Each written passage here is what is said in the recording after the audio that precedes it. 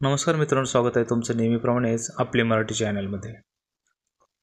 इयत्ता 6वी जुनी बालभारती 1983च्या पुस्तकामधून मी तुमच्यासाठी जो धडा घेऊन आलो आहे त्याचं नाव आहे काझीरंगा आणि याचे लेखक आहे डॉक्टर वसंत अवसरे. डॉक्टर अवसरे यांनी आसाममधील अभयारण्याचे वर्णन या पाठात केले आहे. चला तर वाचतो मी तुमच्यासाठी काझीरंगा.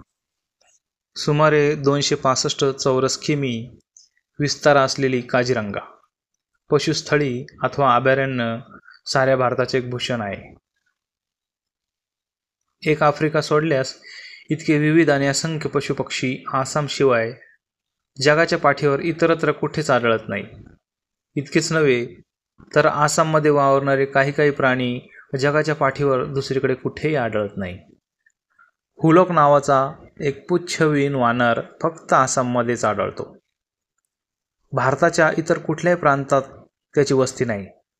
त्याचे हुलॉक हे नावसुद्धा त्याच्या आवाजावरून पडले आहे. आसामचे वैशिष्ट्य दाखवणारा दुसरा प्राणी म्हणजे एक शिंगी गेंडा. राज्य सरकारचे प्रतीक म्हणून आसामात ठिकठिकाणी त्याचे पुतळे उभारलेले आढळतात. कोणी म्हणेल, हा अगदी निर्बुद्ध प्राणी एखाद्या राज्याचे प्रतीक म्हणून का पसंत केला जावा? पण प्रथमदर्शनी वाटतो तितका हा प्राणी टाकाऊ नाही. कोणातरी इंग्रज कवीने गेंड्यांवर एक लहानशी कविता करून तो माणसापेक्षा कसा श्रेष्ठ आहे ते दाखवले आहे. एखाद्याचा पुतळा पाहणे आणि त्याला प्रत्यक्ष पाहणे यात फार फरक असतो. मी तर गेंडा व त्याच्याबरोबर आसामातले इतर पशुपक्षी प्रत्यक्ष जवळून पाहण्याची संधी मिळावी म्हणून काझीरंगाला आलो होतो. अशा ठिकाणी वन्य पशु बहुधा सकाळी लवकर अथवा सूर्यास्ताच्या वेळी पाहावयास मिळतात. आदल्या रात्री खूप पाऊस पडला होता. तेव्हा सकाळी जर पावसाची बुरबुर चालू राहिली तर जंगलात जाणे कठीण हे मी जाणून होतो. पण माझे नशीब जोरदार होते. दुसऱ्या दिवशी सकाळी आकाश पूर्णपणे निरभ्र होते. पूर्वेचा वारा पण इतका शांत होता की जंगलात फिरणाऱ्या जनावरांना आमचा वासा येणे कठीण होते. काझीरंगाची भूमी ही कर्दम भूमी आहे. इथल्या कमरे इतक्या चिखलातून फिरणे माणसाला अशक्यच. शिवाय इथे सर्वत्र इतके उंच गवत वाढलेले असते की त्यात हत्तीवर बसलेला माणूसही लपून जातो. प्रवाशांना या जंगलात फिरून आणण्यासाठी आसाम सरकारने 15-20 हत्ती खास शिकवून तयार ठेवले आहेत. हे हत्ती वन्य पशूंना घाबरत नाही व दाट गवतातूनही ते मार्ग काढू शकतात. साधारणतः असा समज आहे की गेंडा हत्तीच्या अंगावर चालून जातो, पण शेजाऱ्याला निष्कारण त्रास देणे वन्य पशूच्या रक्तातच नसते. गेंडा देखील या नियमाला अपवत नाही. क्वचित केव्हा तरी एकटा असलेला गेंडा समोर येणाऱ्या पशुवर धडक मारायला निघतो. पण एकलकोंडेपणाचे परिवर्तन तिसरटपणात झाले नाही तर नवल.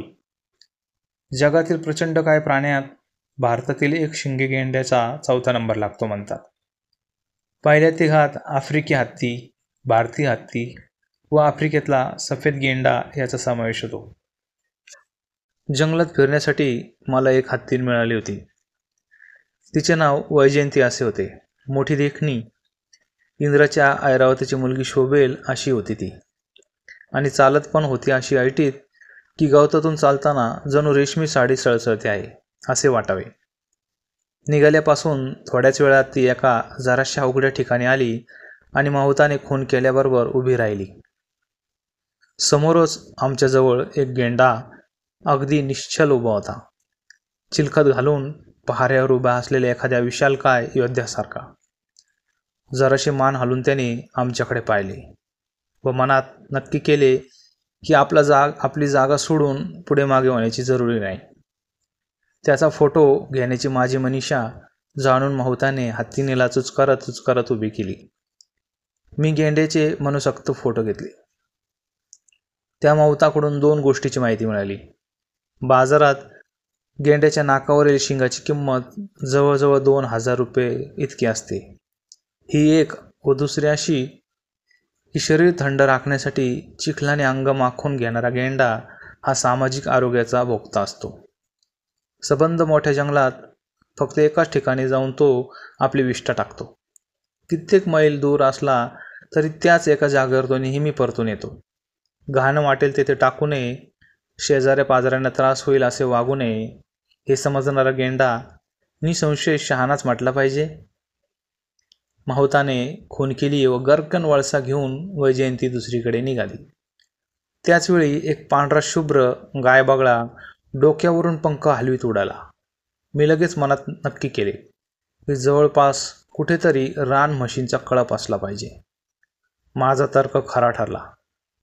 गिरकी घेऊन बगळा ते जिथे उतरला त्या दिशेने माहुताने वैजयंतीला हाकारले आणि 5-15 म्हशींचा एक कळप शांतपणे चरताना आमच्या दृष्टीत पडला. म्हशी गवतातून चालतात त्यावेळी गवतातले अनेक लहान कीटक घाबरून हवेत उडतात. त्यांना खाण्यासाठी बगळे नेहमीच म्हशींच्या जवळ अथवा त्यांच्या पाठीवरही येऊन बसतात.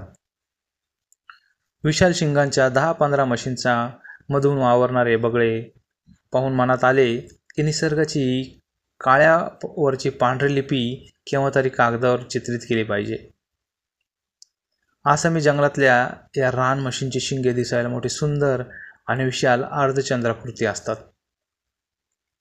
हत्तीपेक्षा उंच असलेल्या एलिफंट ग्रास म्हणजेच हत्ती गवत मधून चिखल तुडवत माहुताने वैजयंतीला पुढे काढली. थोडे अंतर चालून गेल्यावर मध्येच थांबून तिने सोंड वर केली आणि तुतारीसारखी दीर्घ किंकाळी फोडली. मला वाटले काहीतरी संकट आहे. माहुताने इकडे तिकडे नजर फिरवली आणि हत्तीनेला पुढे चालण्याची सूचना केली. सावधपणे पावले टाकत गवतातून चालत ती एका डबक्यापाशी आली. डबक्याच्या काठावर एक हरीण मरून पडले होते.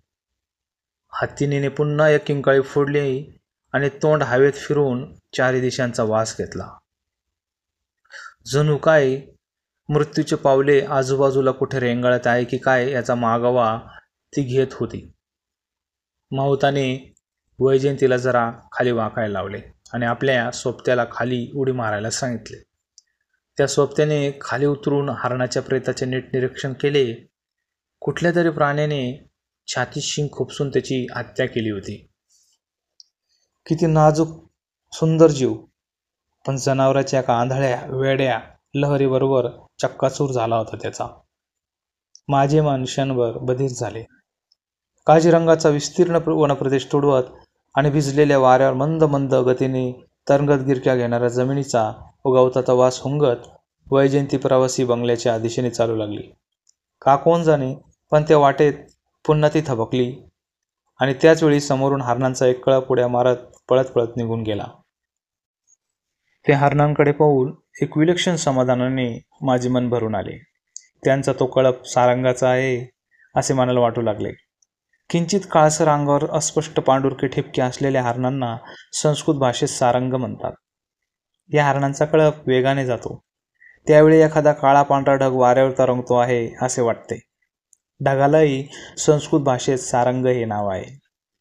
वैशाखातल्या पांढुरक्या ढगासारखे क्षणाक्षणाला वेगळे रूप घेणारे मन तिथे घोटाळत असता वैजयंती काजीरंगाच्या कडेला येऊन उभी राहील. प्रवासी बंगला तिथून जवळच होता. मित्रांनो, कसा वाटला तुम्हाला काजीरंगा धडा आणि कोणाकोणाला आठवत आहे गेंड्याचं चित्र असलेलं पुस्तक? जरूर कळवा कमेंट सेक्शनमध्ये. धन्यवाद.